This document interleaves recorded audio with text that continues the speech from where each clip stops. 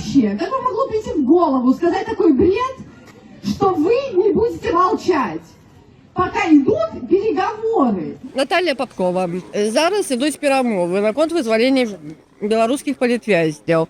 І гэтыя перамовы будуць трываць яшчэ некаторы час. Калі Ціхановскі выпусціў на сваім YouTube-канале відэо, там, дзе ён сказаў, што ў яго папрасілі памаўчаць некаторы час, пакуль ідуць перамовы, а ён сказаў, што ён маўчаць не будзе.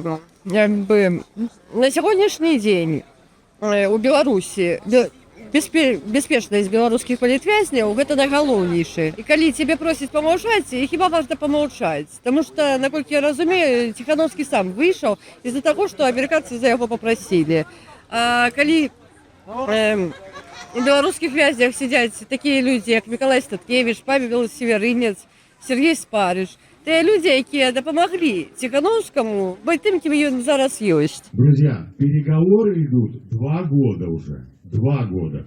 Все политзаключенные выходят, они все дают интервью.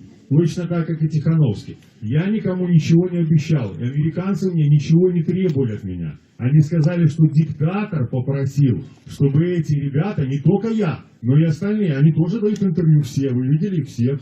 Да. Чтобы они пока сильно не ругали, чтобы диктатор там не шипел, да. Ну, друзья, вот меня выпустили, ребята сняли на видео мою встречу с женой, весь мир сразу. Все премьер-министры, министры иностранных дел, президенты западные, Светлану начали поздравлять, офис, везде. Такое внимание. И вы хотите, чтобы я сидел месяц с закрытым ртом, вы бы думали, что там, подозревали опять меня в каких-то преступлениях, в предательстве, вот это все, да? Я пропал на Северинца, и Николай Викторович Сатвеевич всегда говорит, а мои герои, эти 2 человека, за которых лично я бы проголосовал в 2020 году. Вот это мои были герои. Я же не собирался в президенты. Вот это 2 человека, за которых я проголосовал. Я во всех интервью об этом говорю. Я думаю, вам понятна моя позиция по этому вопросу. Ну, добра, няхай кажа. Але зараз у моей сяброўкі муж сядзіць у вензені. Пасля яго заявленняў яна ўвогуле, як вам сказаць, яна ўвогуле ў расчараванні і не ведае, што рабіць. Што трэба рабіць Сергею Ціхановскаму, каб ён задаволіў вас?